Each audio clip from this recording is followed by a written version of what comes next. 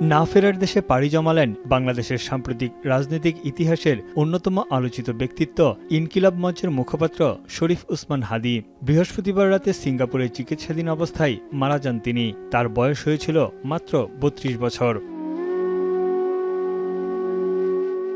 হাদীর মৃত্যু সংবাদ গুরুত্ব পেয়েছে আন্তর্জাতিক গণমাধ্যমেও।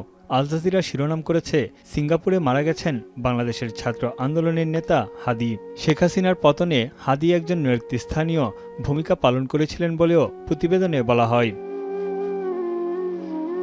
বিবিসি বলছে, হাদীর মৃত্যু সংবাদে বিক্ষোভ ছড়িয়ে পড়ে বাংলাদেশে। এক প্রতিবেদনে বলা হয়, ৩২ বছর বয়সী হাদী ছিলেন প্রতিবেশী ভারতের একজন স্পষ্ট সমালোচক। রয়টার্স, দ্য গার্ডিয়ান ও সিএনএন প্রতিবেদন করেছে, ছাত্রনেতার মৃত্যুর ঘটনায় বিক্ষোভ ও আন্দোলনে ফেটে পড়েছে বাংলাদেশ।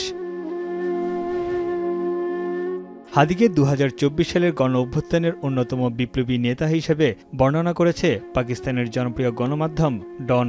ইনকিলাব মঞ্চের মুখপাত্র ভারতের কট্টর সমালোচক ছিলেন বলেও উল্লেখ করা হয় ডনের প্রতিবেদনে। ভারতীয় মিডিয়া এনডিটিভি হাদীর মৃত্যু সংবাদ নিয়ে একাধিক প্রতিবেদন তৈরি করেছে, যেখানে উঠে এসেছে হাদীর রাজনৈতিক জীবনের গল্প, সেই সঙ্গে মৃত্যুর সঙ্গে পাঞ্জা লড়ার ৭ দিনের সংগ্রামের কথাও। যদিও বেশ কয়েকটি প্রতিবেদনে Hindustan Times, the economic Times, Anandabazar সহ বেশ কয়েকটি গণমাধ্যমে উঠে আসে তার মৃত্যুর পর বাংলাদেশ জুড়ে ছড়িয়ে পড়া বিক্ষোভের কথা।